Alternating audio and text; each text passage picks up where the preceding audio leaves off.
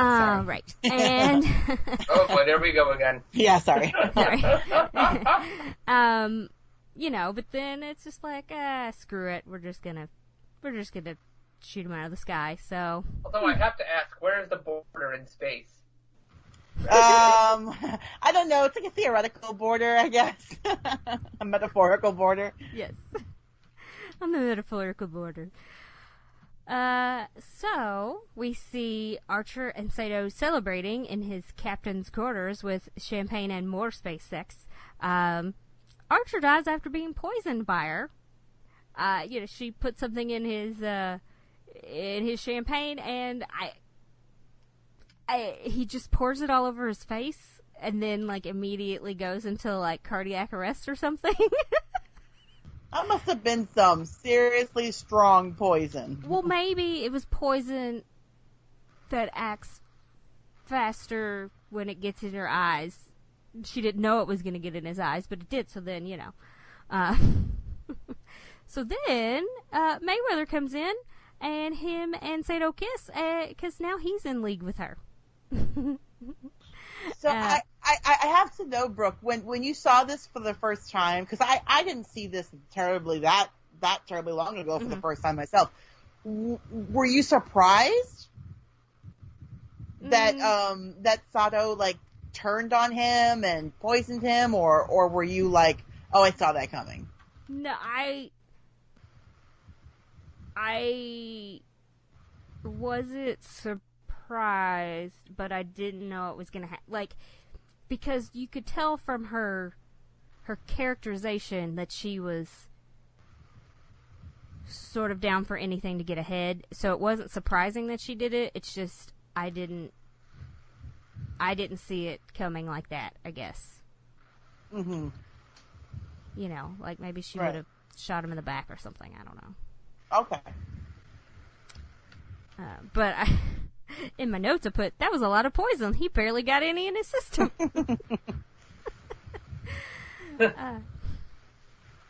So yeah. So then the last scene, they're going to Earth. They on the advanced and powerful Defiant. Sato, because I was saying her name wrong, and I'm sorry, contacts Admiral Gardner, demanding him to surrender, and she declares herself Empress.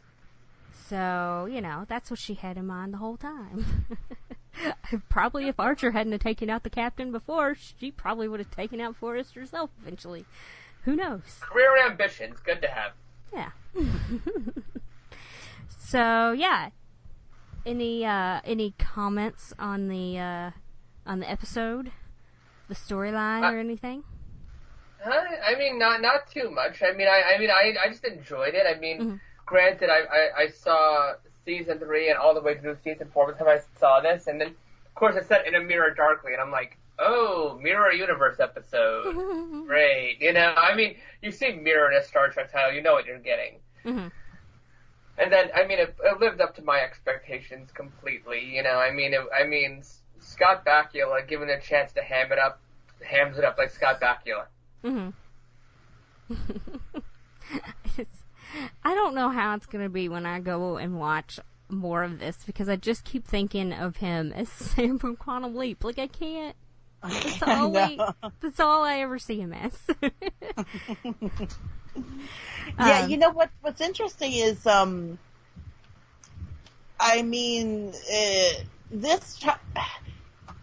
this actually is so interesting because this was made long before Star Trek Discovery was even thought of, and yet there's so many interesting parallels between Star Trek Discovery and the mirror universe there, and this mirror universe, and then you think about all the mirror universe episodes that come after this, and it's just, I don't know, this is a really great way that they kind of went back and showed you the beginning of the mirror universe. Not the real beginning, but to kind of show you before we knew what the mirror universe was. I thought it was really great, actually, as well. I thought it was a really fun mirror universe episode.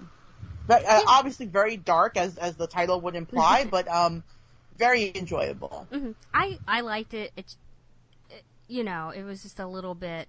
Some of the, I didn't need the overacting in some parts because it wasn't the whole way through. It wasn't everyone always totally over the top. It was sometimes people were over the top. So we needed more mustache twirling. Right? Yeah, or less. It was in the middle, and I didn't like that it was in the middle. But I mean, the story was interesting, and like I said, they didn't make him just. They made him. Like a person, and more of a person that does bad things, because that's a good thing about villains, when you can kind of be like, oh, you almost feel sorry for them, and then you're like, no, they're bad. So yeah, this was voted by lots of different places as, one of the top Mirror Universe episodes. Sci-Fi ranked it as the 5th best Mirror Universe episode, and to me that sounded like a lot, and then I remembered that there's that many just DS9 alone. So, 5th best, whatever.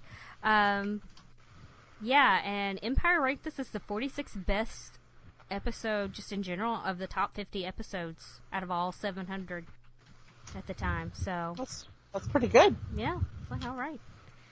But yeah, I don't think I have any more. No, I don't have any more trivia or anything. If anybody's got any or anything you'd like to say about anything. I mean, the funny thing is, they did this, I think, 2 or 3 episodes before the end of the whole series. So, but they didn't know it was going to be the end of the series when they started filming these, right? They just didn't get renewed, right? Well, I mean, I think they kind of did, because the last episode, 2 episodes later, definitely played, as a finale. So, I mean, it seems like within... I mean, if episodic TV is shot, an episode a week or an episode every 2 weeks, I'm not sure if that's still how they do things, but I mean, that's how I remember being told, when I worked in TV. Then they would have known that there's a chance they were getting chopped. Right. It's not like nowadays of streaming and they film the whole season first. Right. And I mean, it's so weird, because every Star Trek series, even including the original, always had a rough start. I mean, and so, I imagine seasons 5, 6, and 7 of Enterprise would have been brilliant, and, and we would still be talking about it in positive tones today, aside from the music. But, instead we get it cut off just as it was reaching that high point that Next Gen or Deep Space Nine was getting at at that point. Yeah. We'll never know unless in the Mirror Universe it went on longer. Exactly. I mean, it's Netflix ain't bringing this one back. No. Yeah, unfortunately not. There's not going to be Star Trek Archer. Like Star Trek Picard, unfortunately, but great episode pick though, Scott. I enjoyed revisiting this 2-parter with Enterprise. Well, I mean, there's so many great Star Trek episodes, but I feel like Enterprise gets the shaft when it comes to Star Trek. And when I think I mentioned the last one, when I got the Blu-ray this maybe 8 or 9 years ago, I'm like, why are people hating this? This is great. This is fun. I mean, this is, I've been saying the same thing about Solo. The new Star Wars movie that came out a few years back. People were hating on it, and I'm like, this is literally the best Star Wars movie that has come out since Disney has taken over. And, I thought it was fun. Well, that's the whole point. I mean, if you go back to the original Star Wars trilogy, they weren't trying to make masterpieces. They were trying to make good, fun, pulpy sci-fi cinema. And nowadays, when you go back to Star Wars, it has such a reputation behind it. The biggest film franchise in the world, epic space adventure, that I think they forget that when it comes down to it, Star Wars is pulpy, fun science fiction. And out of all the recent Star Wars movies, Solo captured that atmosphere of pulp science fiction more than any other film, probably since Return of the Jedi. Mm-hmm. There's my annoying perspective that everyone disagrees with.